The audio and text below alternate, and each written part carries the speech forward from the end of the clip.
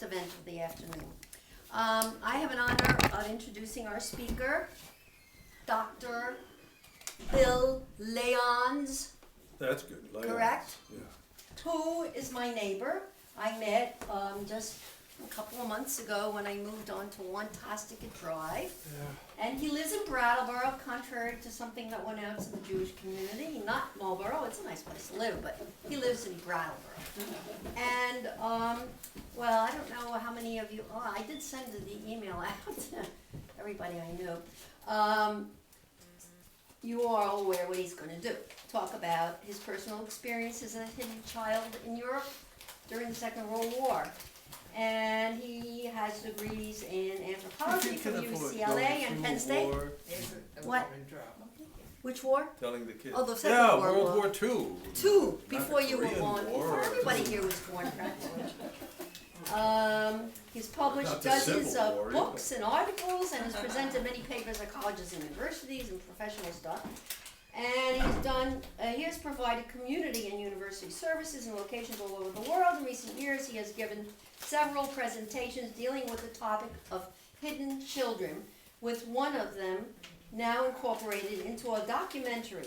Additionally, his role as a freedom rider in 1961, I must admit, I'm getting my education. This morning I downloaded a thing on freedom riders. Yeah. I was so busy having babies then, I knew what was going on. There were a lot of Jews that were freedom riders. I need a course, right. Lots. His role as a freedom rider in 1961 was documented on the Oprah Winfrey Show's 50th reunion of the Freedom Riders, later released as a documentary film shown at the Sundance Film Festival and on TV as part of the American Experience series. Dr. Léons was born in the Netherlands, in Rotterdam, I read, but now resides in Brattleboro. We are blessed to have him to speak with us about his life as a hidden child and about how he survived and came to the U.S. Forget the refreshments are later on.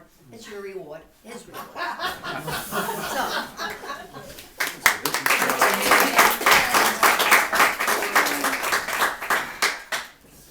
If I falter in remembering certain events, it's because I just finished a course of radiation, which I am convinced scrambled my brain. Okay, but I hope it'll extend my life to enjoy with my dear wife, right there, Harriet. I forgot to introduce Kim Léons, the other half. Kim, stand up.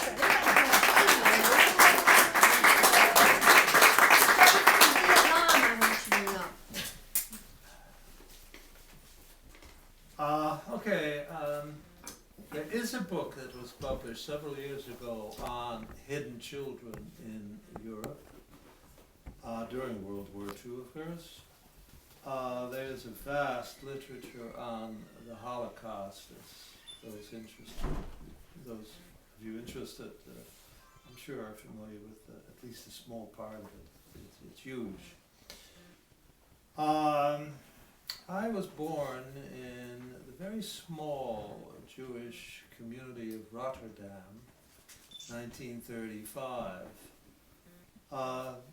Population was no more than 5,000-6,000 as far as records. City Hall revealed. It was in the center of the city, and of course that was, I'm sure it was a mistake. The part of the city that was bombed by the Germans, also known as the Nazis, May 5, 1940, the center was, I think we could say, obliterated.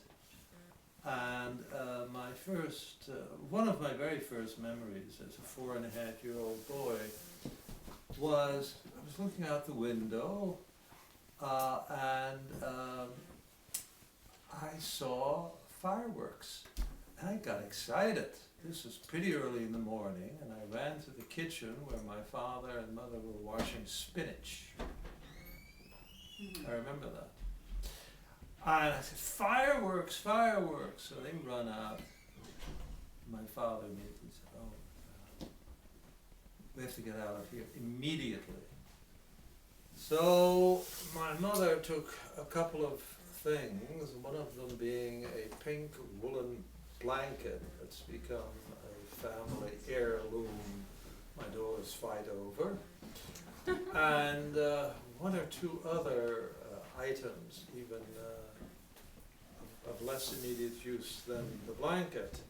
And by the time a couple of minutes passed, by the way, the fireworks were tracer bullets that were being shot up at the planes. The Netherlands had, several days before May 5, declared itself, I'm not sure the correct term would be a neutral country, but a country not at war with Germany, but it seems they hadn't gotten the message. But by the time my mother had picked up one or two small items,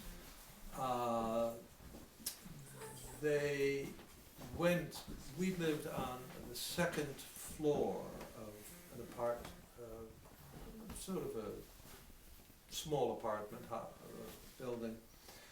And by the time we got out the door and thinking of going down the stairway had been blasted away. So my father somehow got down the stairway part way, then reached up and grabbed me. I don't know how my mother got down, but she did. And we joined literally thousands of people trying to escape the bombardment and stream out of the city. One of the things I remember, and memory is a tricky thing, one often remembers strange things, not particularly significant things. The one thing I remember in this vast crowd of people was a man carrying a load of books in his arms. He was staggering, holding up books, and they're falling down, and I remember that. The first 2-3 nights we slept in an open field on the outskirts of Rotterdam. But then things began to improve, because the 4th, 5th day we slept in a tobacco warehouse, which was a vast improvement over sleeping in the wild, in a sort of park or a farm. I certainly don't know exactly what kind of place it was. And we slept on bales of tobacco leaves. And whenever I smell pure, dried, cured tobacco leaves, I have a flashback. Huh. Remember the place.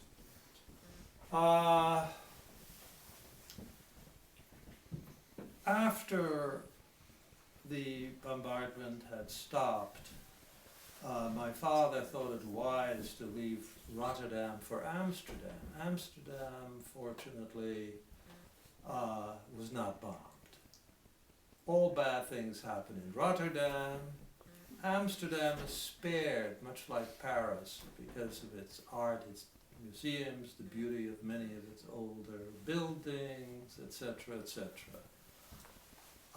Who knew the Nazis were so sensitive to these things? They probably thought they were going to loot the art museums. But by that time, the art was already on its way to coal mines in the southern part of the country, and the Nazis never got their hands on most of the great art. In Amsterdam, I do remember sleeping for at least one night in front of the famous old Spanish Sephardic synagogue, which is still standing. And most people who've been to Amsterdam have visited this beautiful old synagogue. And it contains a vast vast trove, right? I don't speak English, not my language, I'm sorry. A of historical documentation about that night, for example. After that, we spent several nights at Amsterdam University dormitories where the students came and led us there. My father and mother rented an apartment in Amsterdam, and my father, who was I guess you'd call it a salesman of office paper supplies. He was in the handel, as we say in Dutch, and much like it in Yiddish as well. He rented an apartment and started looking to see if he could start doing some business to earn money, because money was scarce. He found an apartment, and we lived there from 1940 to early 42. 1942, to be a Jew in Amsterdam, not a good time. You have to know when to be in Amsterdam. Now it's a great time. And he the picking up of Jews began at that time in sort of a primitive, random way. Anybody, quote, who looked Jewish, well, you know what that looks like, look at my plumbing. Jews were being picked up who didn't wear a star. Now my father and his one brother refused to wear the star. My father and my mother must have told me this story years after, probably after the war. My father refused to wear the star, not for profound political reasons, but he always had bespoke suits, tailor-made suits. And he didn't want the star, you know, messing up an expensive woolen suit. This is true. This is madness. He didn't think it was a safe place. He said, we better go back to Rotterdam. He said, I can't do any business here. I have all my connections in Rotterdam. So we go back to Rotterdam, and we found out in the country. At that time, now it's part of the city, the little village has been incorporated into Rotterdam. And we found a tiny house. Things looked pretty good at that time. Certainly the rounding up of Jews was not beginning until late in 42 in Rotterdam. Rotterdam never had a very large population of Jews, as I mentioned, compared to Amsterdam. But he was picked up late in 42 because he and his brother, my father had gone to visit his brother early in the morning, maybe for a cup of coffee or something, and as they were both coming out of the building, apartment building, they were picked up by two Dutch policemen. The Dutch police, with the exception of the Frisian police, were more than willing collaborators with the Germans, with the Nazis, in picking up and shipping off the Jews in trains to the east from whence they never returned. And the irony of all this is not that they were collaborators. About a third of people, studies have shown, right, Mel? Mm-hmm. Will collaborate with the devil if it keeps their job. And they were picked up after the word came out that they were picked up because my uncle, my father's brother, had lent a small amount of money to a butcher to stay in business. And what better way than to get out from under your debt than to say, over there's a Jew. on top of that, he got paid for it, something like, I don't remember. I've seen the number, it's $50, something like that.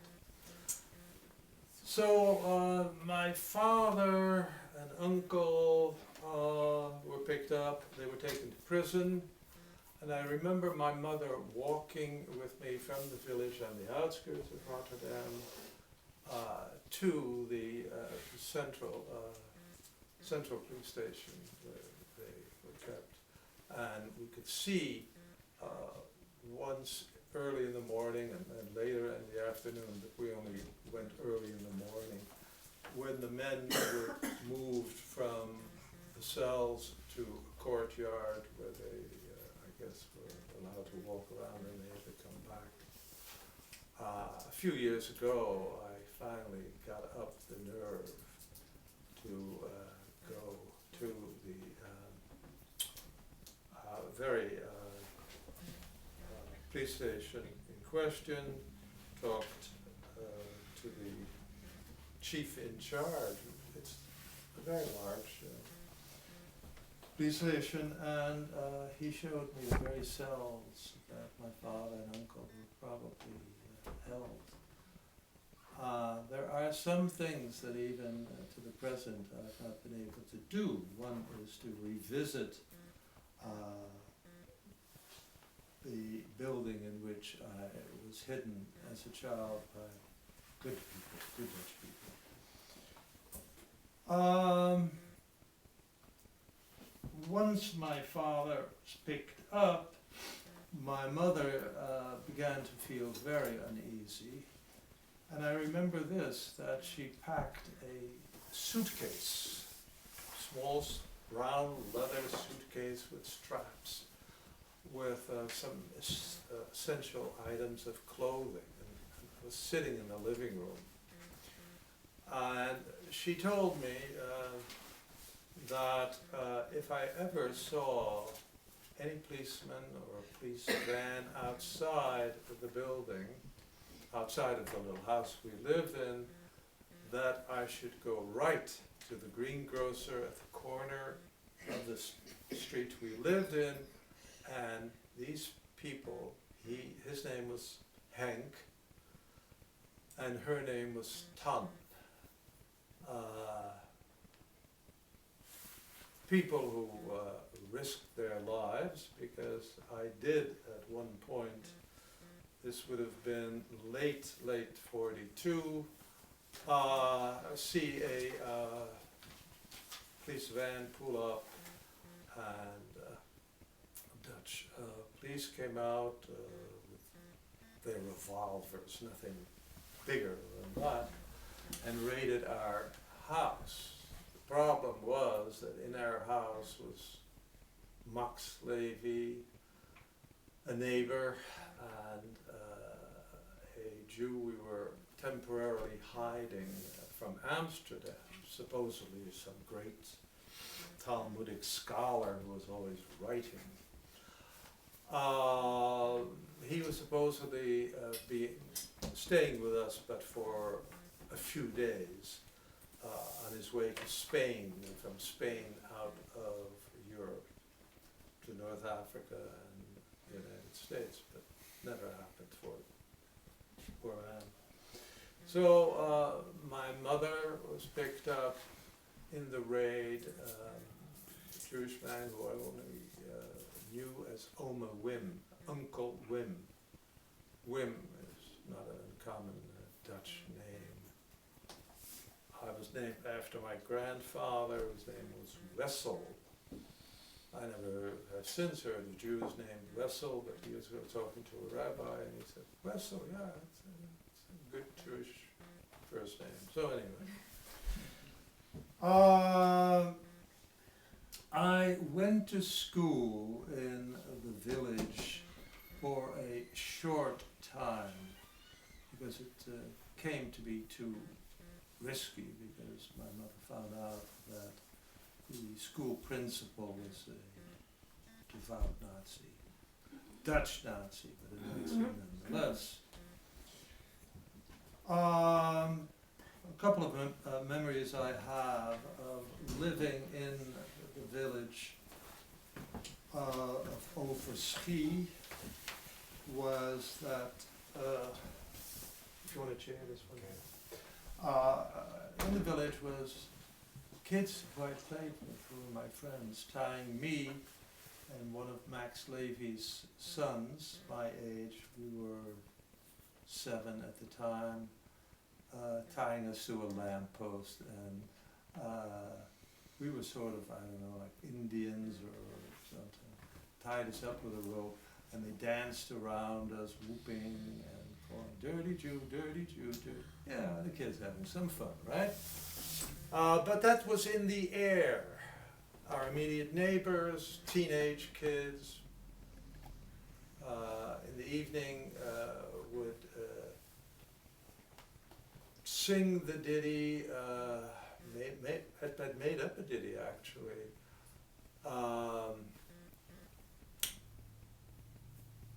Wij gaan de jodeleren, we gaan de jodeleren, jodeleren, jodelolololo, and they yodel, real funny. But it translates in Dutch into, we're going to teach the Jews. Yeah, kids again, you know, sense of humor. That's what they learned from mom and dad, I guess.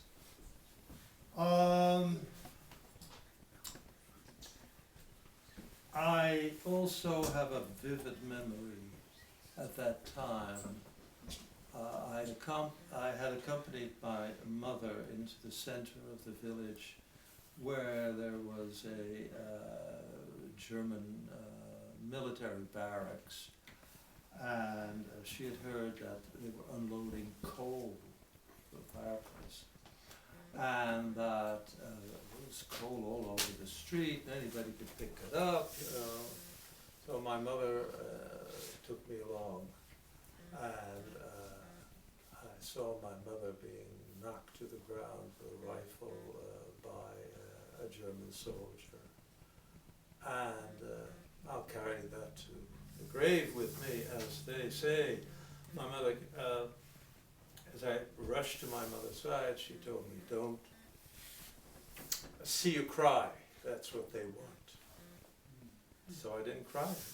You've got to listen to your mother at times like that. So the house was raided, these people were loaded in a van, and only my mother, several people ever managed to come back alive. So I went to the Green Grocer. They put me in a shed. Green Grocer is same as a vegetable grocer. They had boxes of potatoes and making sauerkraut, stuff like that. I was all in this sort of small warehouse, and I stayed there for a couple of days. I'm sure I was fed, they brought me food, but that was safer than keeping me in their very small little apartment attached to the store. And then one day, a man came on a bicycle, and when you're a child, things like that, I'm sure, become exaggerated in your memory.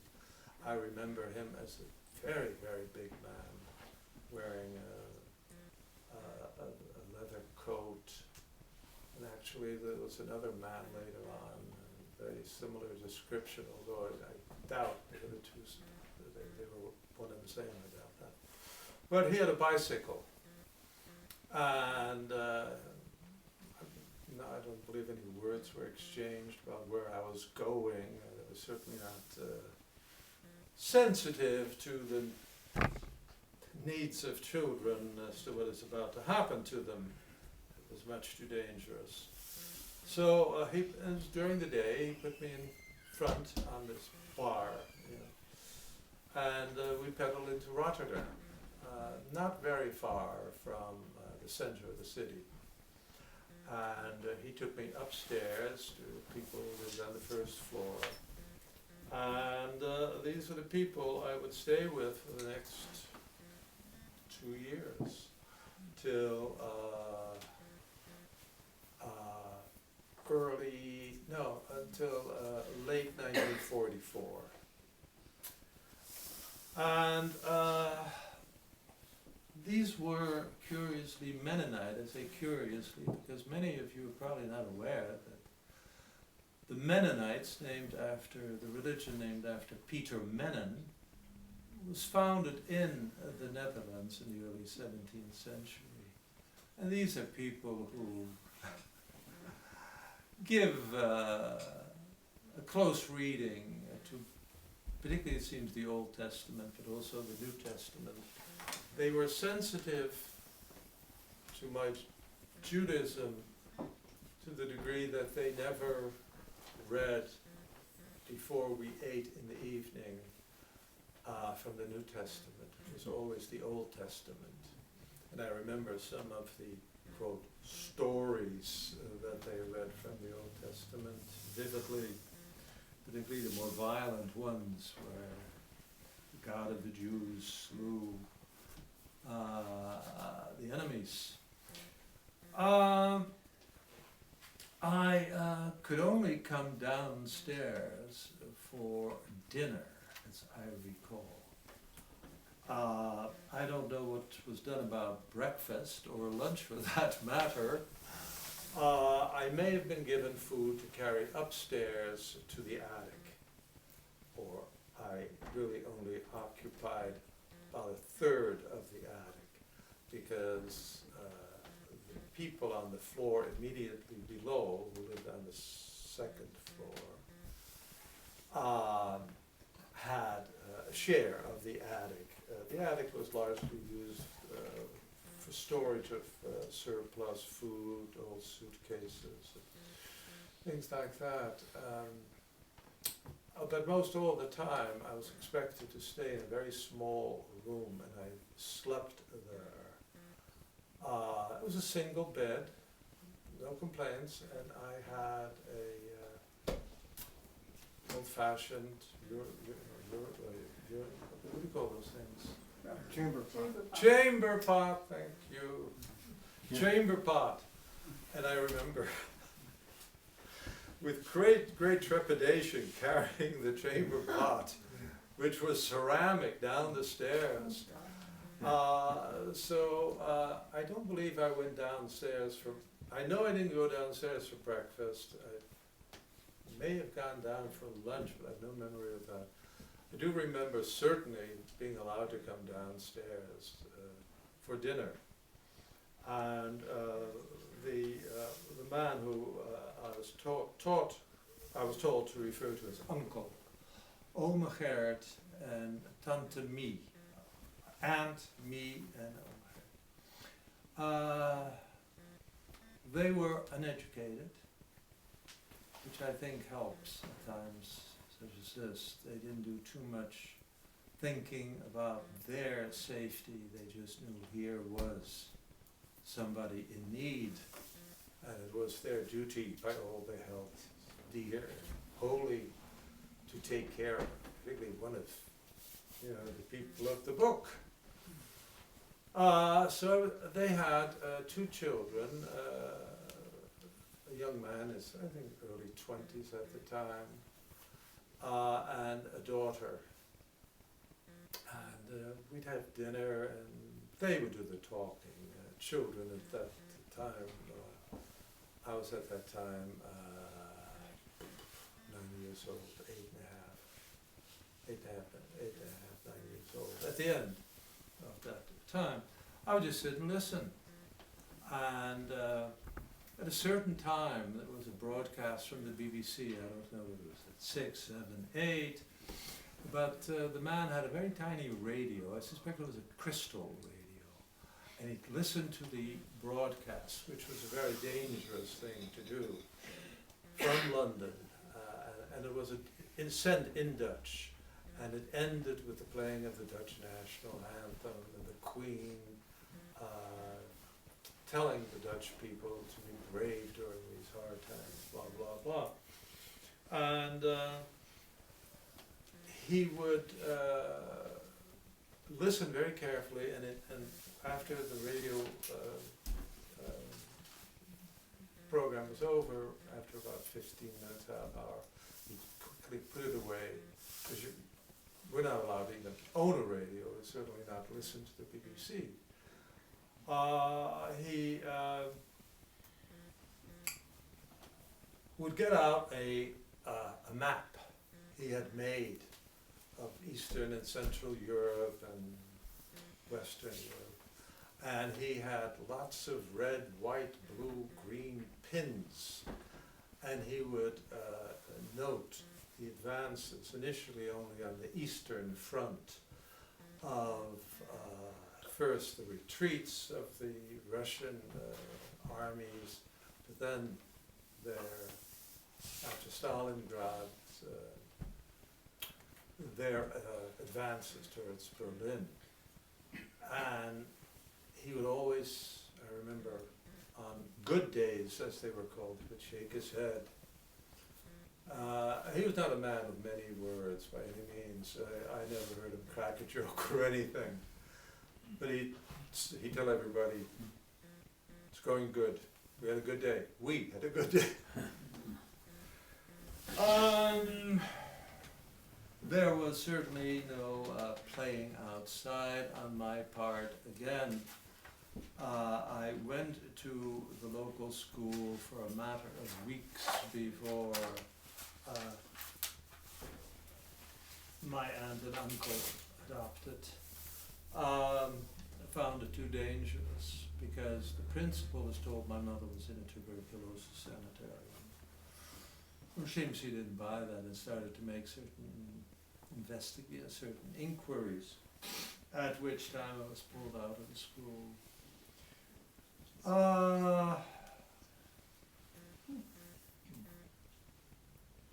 My mother was fortunate as one can be, being in a concentration camp in Holland called Vught, V-U-G-H-T.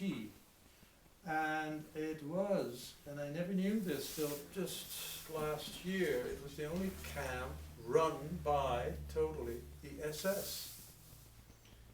And I say in a way it was fortunate, because although it was not an extermination camp, what the SS did, looking after several thousand prisoners, not all Jews by any means, political prisoners, homosexuals, Church of Latter-day Saints people, things like that, politically, religiously suspicious people. They would tell half a dozen of the prisoners, go ahead, the fence is open. Why don't you go through the gate? Everybody knew the joke. They'd shoot them as they were trying to run. Hanging was the other pretty inefficient way of getting rid of the surplus of prisoners, which was always building up as new people were being brought in, was by hanging. And my mother told me that first time she would walk down the road to go to work in a factory inside the camp, she almost collapsed when she looked and saw people being hung there, struggling, kicking. But she said after several days, we don't even look anymore. We were totally immune to the horror mode of execution. My mother was fortunate in that, well, unfortunate, and from unfortune or from misfortune, fortune can come. She was part of a group of women who had shaved the hair of a woman who was suspected by them of being an informer to the SS of illicit activities on the part of women in the camp.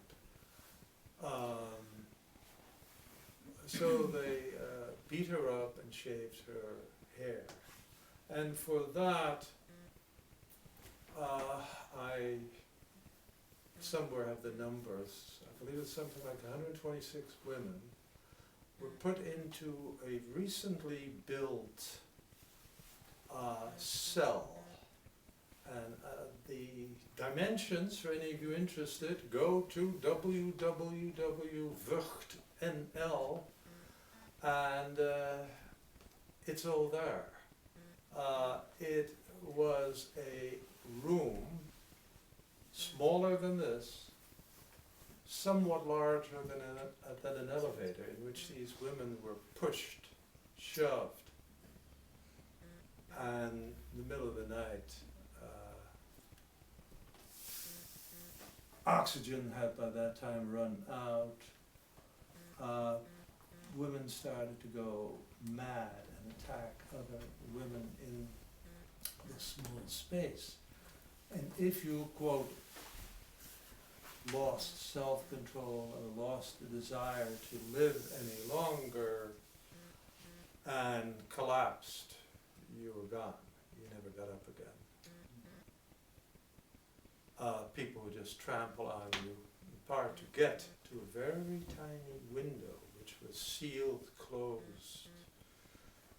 But eventually they managed to get through the bars, or this was towards morning already, and break through the window and get a little bit of air. My mother was one of the survivors. The reason, c'est moi. I am the reason, she said, because she told me I kept thinking of you, that I couldn't die.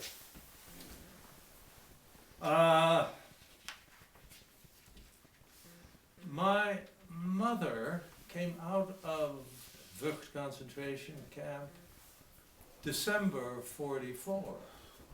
The war ended May of 1945. Now, Maastricht in Limburg. Have you been to Maastricht? No. Anyone in Limburg? Beautiful old city, beautiful. We were there some years ago. You know, the Maastricht Economic Treaty or something, I have no idea, I don't know what it's all about.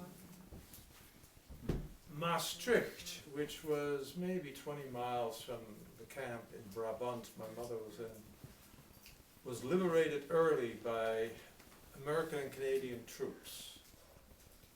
But they found it difficult to move further north into Holland.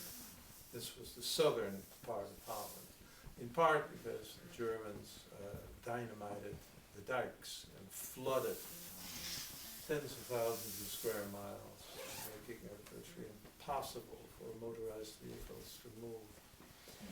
But the SS, who we usually think of as super soldiers, well-trained, disciplined, they heard that Maastricht had fallen 10 miles, 15 miles away, and they could figure out that their days were numbered.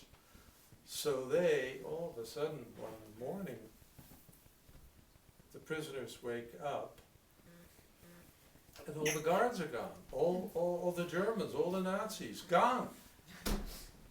They had put all their stuff on trucks and hightailed it out of there as fast as they could. You could do whatever you want. So everybody got out of the camp and hightailed it to the towns, villages, cities they came from. Problem is, it was the middle of winter.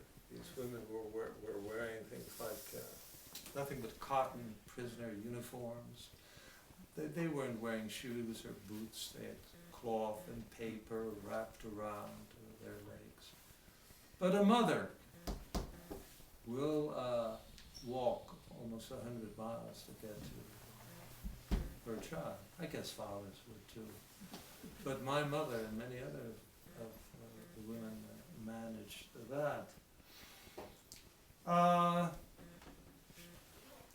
One thing I don't want to forget about is that my mother, after she underwent the torture in a cell with all the other women, was able to find a little job, unpaid of course, in a plant in the concentration camps. Some of you may not know that all but the extermination camps, and even some of those, had factories. Most of them were German companies. You know, you probably have bought goods from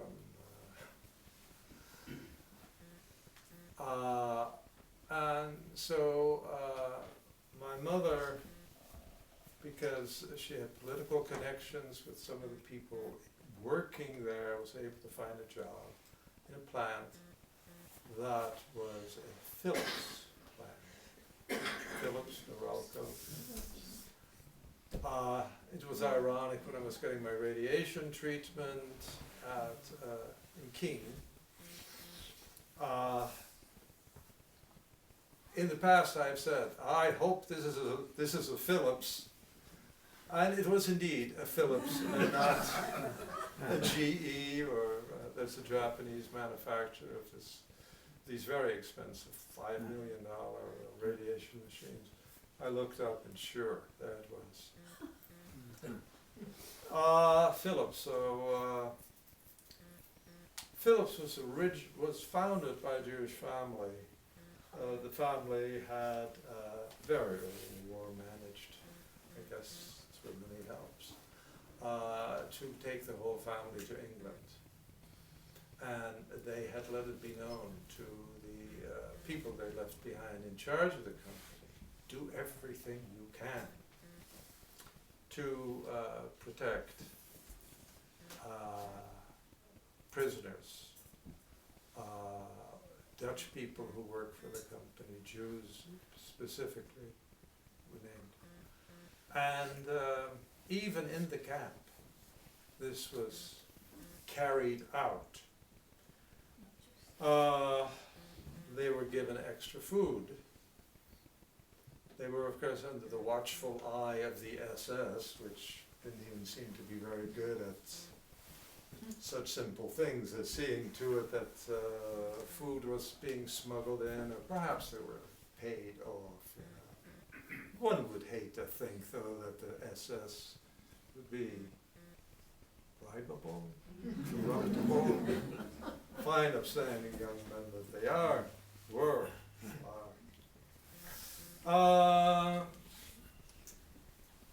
And so they were given extra food, but they were also told, okay, we haven't got enough parts for you to put together these bomber sites, which is what they were making, the German bomber airplane. We haven't got the parts. So what you do is when the SS inspector comes down the line, make sure you're assembling. When he leaves, you disassemble. Okay? And that's what they did. They had to produce a certain number each day, which they, quote, tried to meet. But they also, because the underground had heavily infiltrated the camp,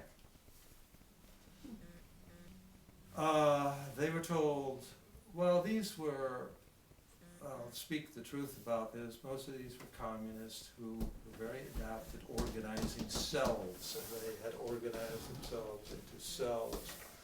And one of the things they did was tell the prisoners in these factories, okay, you have to produce some material. The material you produce, particularly if they're, and it mostly was war material for the war, make sure you surreptitiously, very carefully damage the parts. So these women would use diamonds, industrial diamonds, to damage these bomb sites, the critical part. before they assembled it. You know, I mean, these poor German, you gotta have heart for the German pilots. If they're looking there, this is not looking good, fellows, you know. They damaged, they'd messed up the parts. Well, my mother managed, obviously I'm a little bit out of order here, my mother managed to walk with a number of other women, and they stopped at farmhouses. And the Dutch farmers were very good in giving them milk and, hot cereal to eat, potatoes to eat, and usually the hayloft is where they were told to go to sleep. So they managed to get back to Rotterdam and various other places. They moved in small groups, mostly during the nighttime, because they were obviously careful enough not to be picked up again. My mother in December of 44 got to Rotterdam, went back very carefully to the Green Grocer. She had no idea where I was. To the Green Grocer where I had gone as a good little boy. Listen to your mother. They mean well.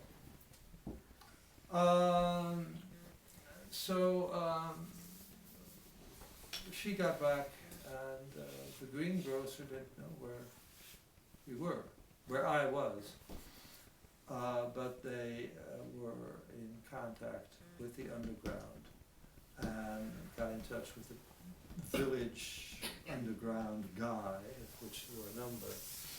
And after several days, my mother was given an address. That's the address I was at. So we had a reunion. As I remember it, I was angry, resentful at my mother.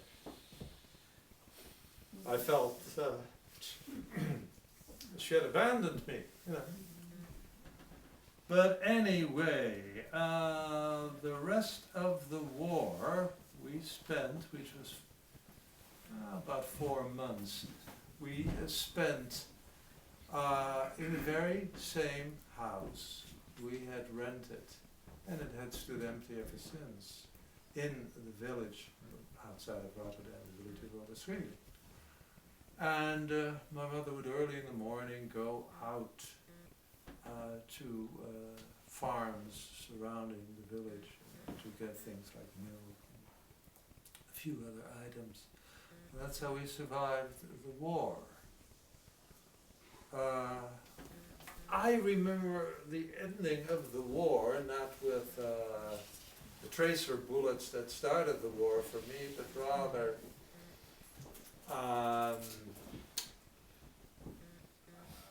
American airplanes, English airplanes flying very, very, very low over the village, and then coming to what in Dutch we call a polder, a large grass field. A large grass field where farmers raise their cattle. And that's where, under agreement between the Red Cross and the faltering Nazi government, they were allowed to drop food parcels. And I remember looking at those airplanes. You could almost touch them. You could see the pilots' faces. That was pretty moving. And early in May the war ended, and my father, my uncle, none of our other relatives ever came back out of the camps. Most of them died in extermination camps. My father died in Mauthausen in Vienna. Well, yeah, you have to go to Vienna to get to Mauthausen. It's a little bit of irony there, I think. Died at Mauthausen, one of the many satellite camps. And the rest of the family seems to have, according to records. Oh, thank you. I'll go for this. Died in Auschwitz or one of its satellite camps. So we're done with the war. My mother in 46, 47, when it became possible to emigrate to the United States, and every other Dutch person wanted to come to Canada or the United States or Australia, started applying for immigration to the United States. And we finally got here 1949. And landed in, we came by boat. We were one of the boat people, not the Vietnamese boat people, but Dutch boat people. We came in a very large, old Holland America Line passenger ship. And we landed in Hoboken, New Jersey. And we got off the boat. My mother had maybe $100 in currency, in American currency. And we rented an apartment on River Street, which is the very first street, right on the Hudson River. Fantastic view of Manhattan skyline. And the rent was quite extravagant, $12 a month. It's the condos, these were all bulldozed, nearly a mile of what were called railroad flats. They were all bulldozed about 10 years ago, and very expensive high-rise condos. You familiar with them? Well, I have a friend who's been living there for years, and Yeah. I've been going for years. Yeah. She's living in one of the high-rise, Yeah. right on the river now. Yeah. Oh yeah, great view. Rent. Great view. Yeah. But $12 makes it a better view. Yeah. As a 14-year-old kid, I would stand there. It's America. And the first thing I did was take the ferry to Christopher Street, lower Manhattan. Yeah. And I began to just walk around. Hester Street, Chambers Street, Lower East Side, which was still vibrant. Well, Questions? question time. I don't know.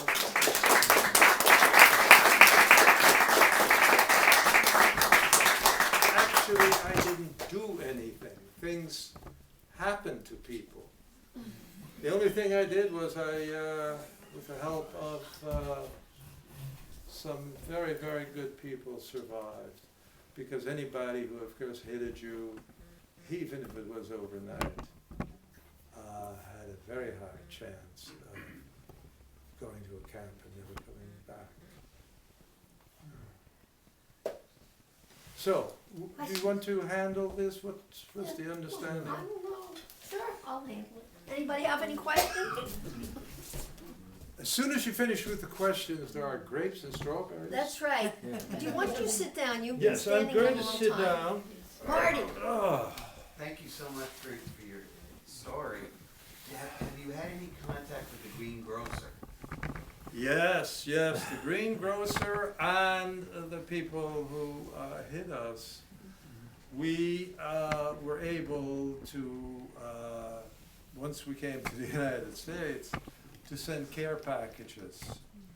And my mother particularly was an avid fan of the Salvation Army. You could get a shirt on sale for 5 cents at the Salvation Army in 1950. And she would send back boxes and boxes and boxes of clothing, foodstuffs, chocolate and cigarettes.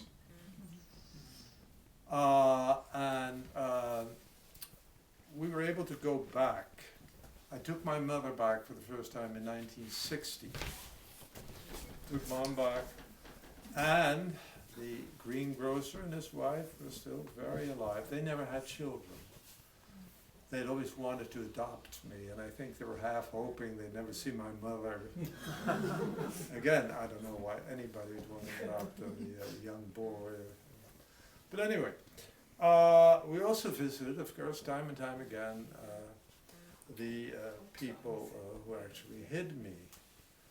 And tears and laughter and all that, very emotional. I have, since these people have all died since,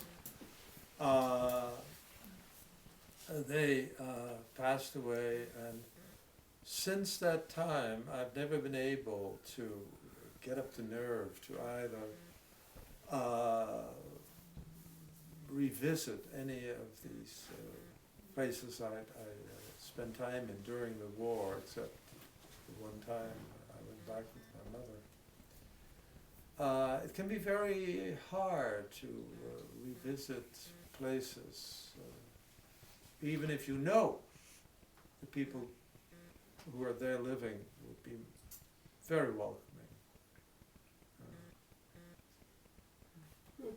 But after the war, I mean, 45, 46, there was still hunger in Europe, Eastern and Western Europe alike.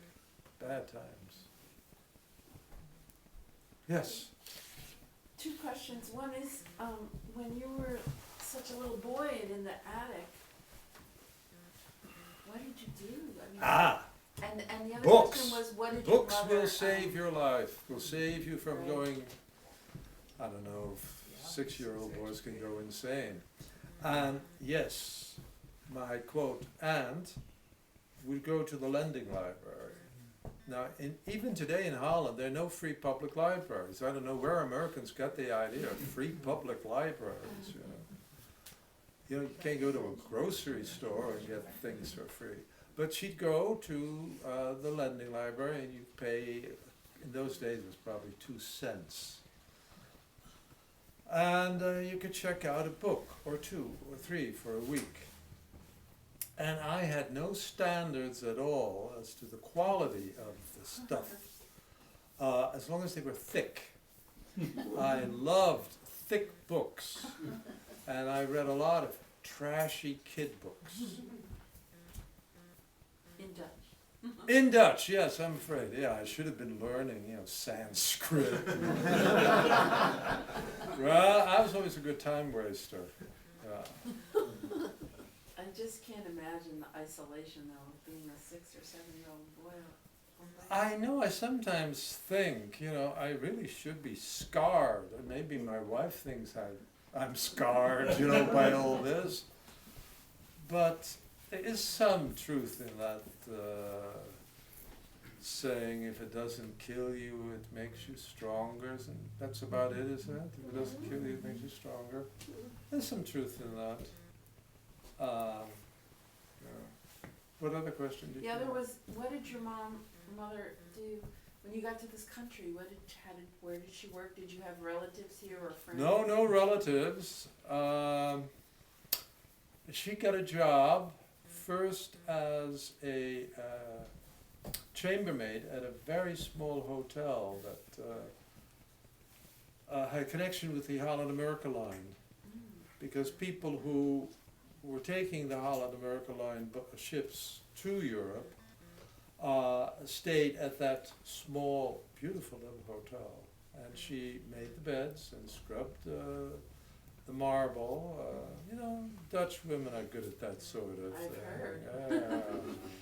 Faith has a question. Thank you. Yeah, at the time that you were hidden, were there times that the police, the SS, or the Germans came and...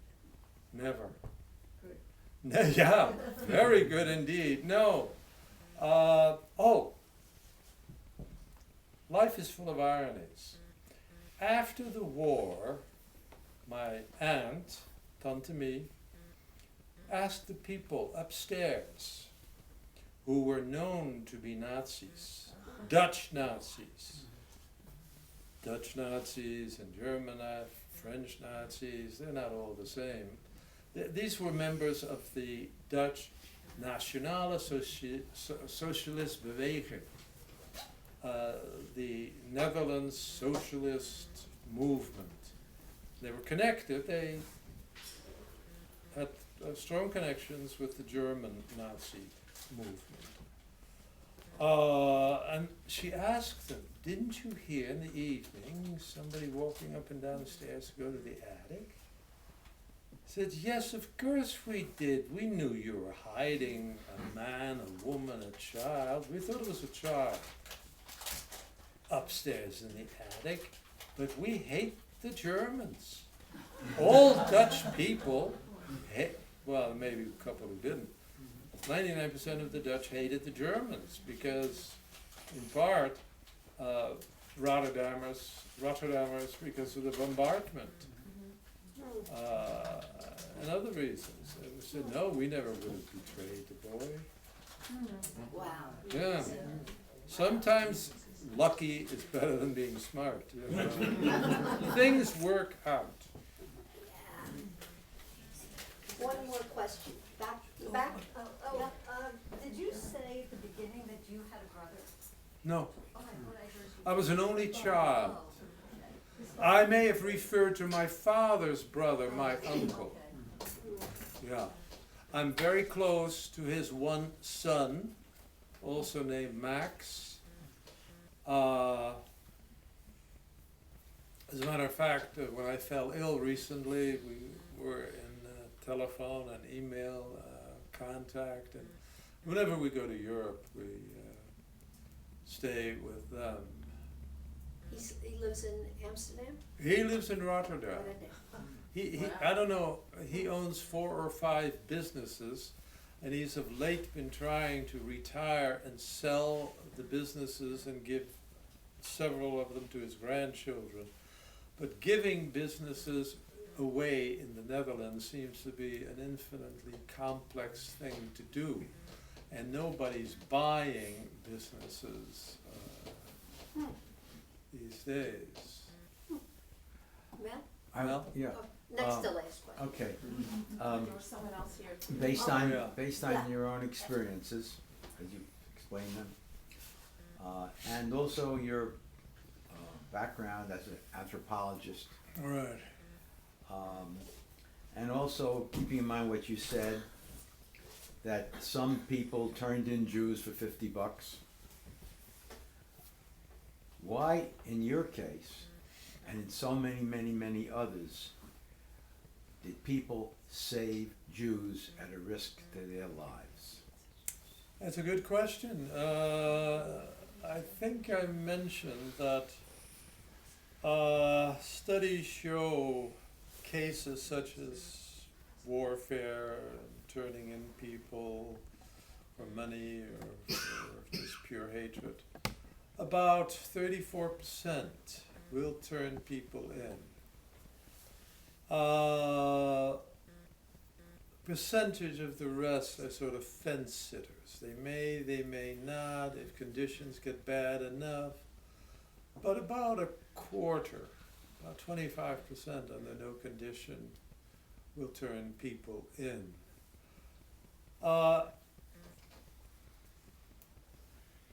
What I think is, what I have found to be the case, that the other cases I'm familiar with through friends my mother had, friends who I was always told, this is your aunt, these are your uncle, for example. Very quick to incorporate it into an extended family. That either people with strong religious or strong political beliefs are much less likely to turn in and instead help those in need.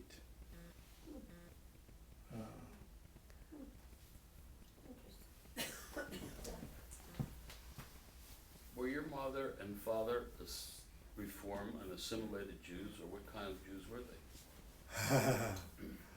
They were Dutch Reformed Jews. The only thing I know of Jewish practice, 2 things. That my mother would dress me up, and on Saturday mornings and take my hand and walk to shul. And my mother, I don't know if she went for the high holy days, would stay home and would run to the common oven, sort of right in the Jewish neighborhood there was an oven in which she would bake a challah and inevitably apple tart. I don't know, my blessed mother, I hope you're not listening to this, was not a great cook. She overcooked everything. But it was healthy.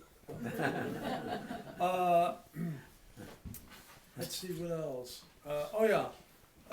Sabbath candles would be lit, and my mother would say the appropriate prayer. That was about it. And your father? My father thought it was enough to go to shul on a Saturday morning. I don't know if he went on Fridays.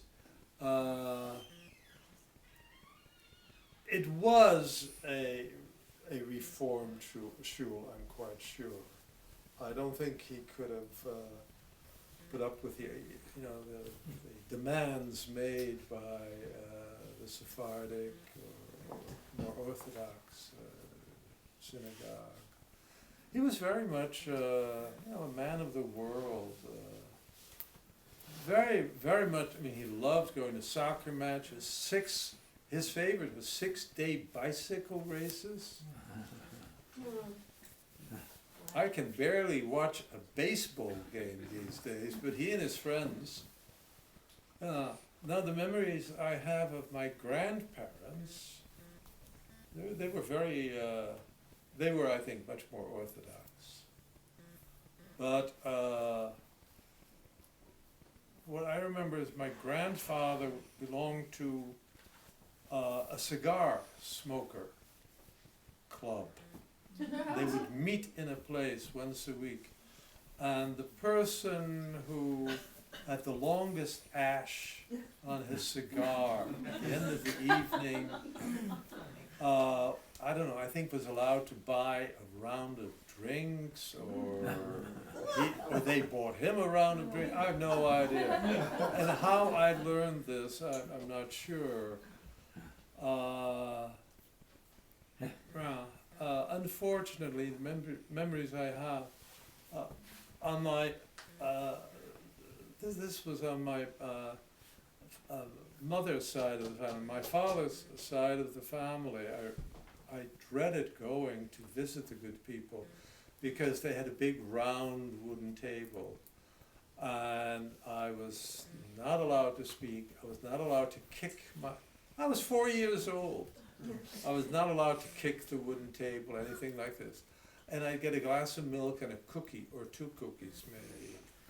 And it's sad that they were not the kind of people to create memories that I could have, helped sustain me or carried with me about them. I can barely see their faces. Yes. Your question. Oh, did you know Marion Pritchard, the rescuer who lived in Vermont? Marion Pritchard, she was Dutch. No, but I would love to be able to contact her. She's in a home in Washington. I don't really know her status right now. Mm-hmm. But what struck me was interesting was that I heard you say you studied anthropology, and so did she. And I wonder if a lot of people who survived the Holocaust would study that just to try to understand what happened. Yes, that is true. I'm not sure how much a role the Holocaust played in my becoming an anthropologist. As much as the incredible diversity of life in New York City. And what made me an anthropologist, if it's any one thing, was the Museum of Natural History. I spent more hours in the Museum of Natural History than it's probably good for anybody. And I would take sandwiches with me and a nickel, because I could sneak on the ferry going to Christopher Street, but coming back I had to pay because of the train connection. You could go into the flow of the passengers for free. And I would do in one day Museum of Natural History, and then I'd pop over maybe around 2 in the afternoon and do the Metropolitan. Now I do 2 galleries of the Metropolitan. Well, Say it's time to go. maybe we should let you talk to people individually. Yeah, This is, sure, refreshing, by unless all people are means. dying for questions. You'll have to come back and talk about freedom riders. Oh, Not yeah, time. right. Another time, yeah. That's a whole Like- other history.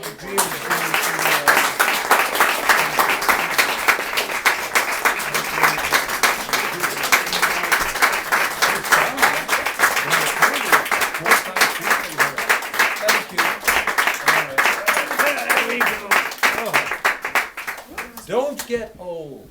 Final Maybe I should words. direct this to the younger people.